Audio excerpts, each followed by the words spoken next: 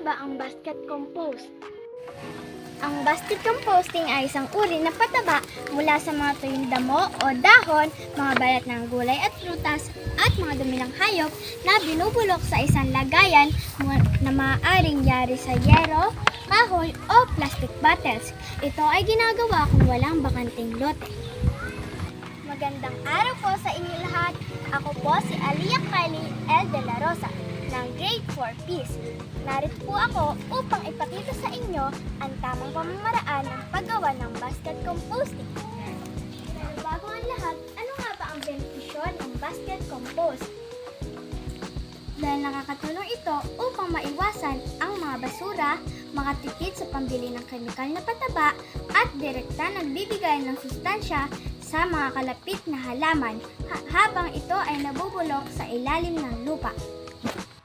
Narito po ang ilan sa mga pangunahing kagamitan sa paggawa ng basket compost.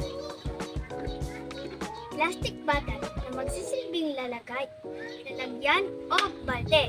Siguradong may butas ito sa ilalim upang mas mapabilis ang pag-decompost o pagkapatid.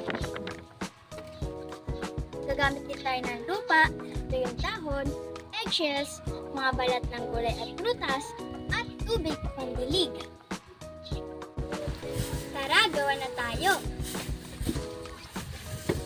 Una, lagyan ng lupa at pantayin itong mabuti.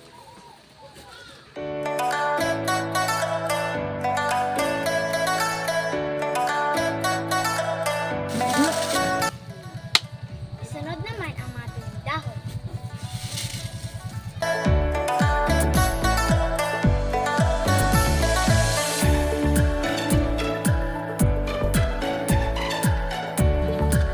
Lagyan ulit ng lupa.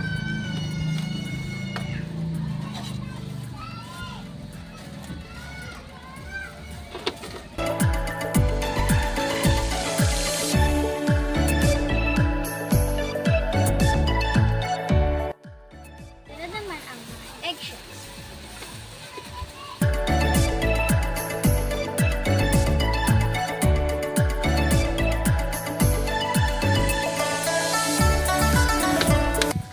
Lagyan lang ulit ng lupa.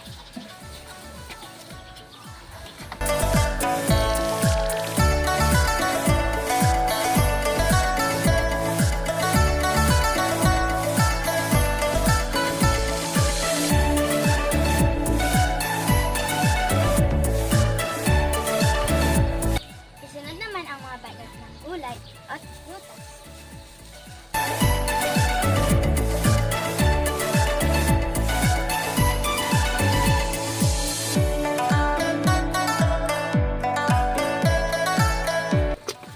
Lagyan lang ulit ng lupa.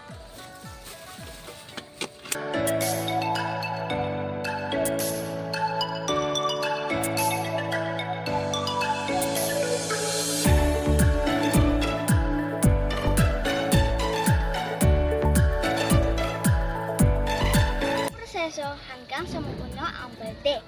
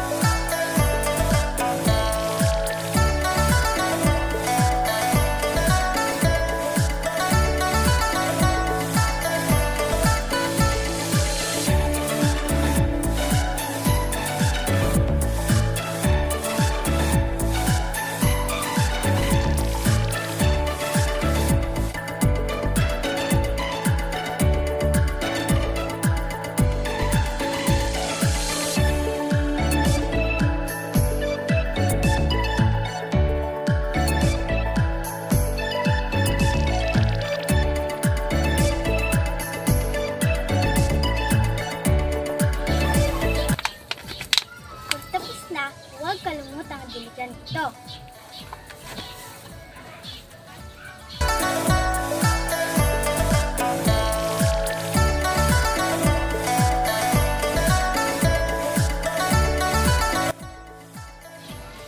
na po ang aking basket compost.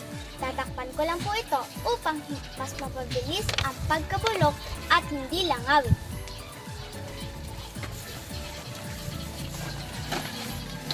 Pagkatapos po ng isang buwan ay pwede na natin itong gawing pataba at ihalo sa ating mga halaman.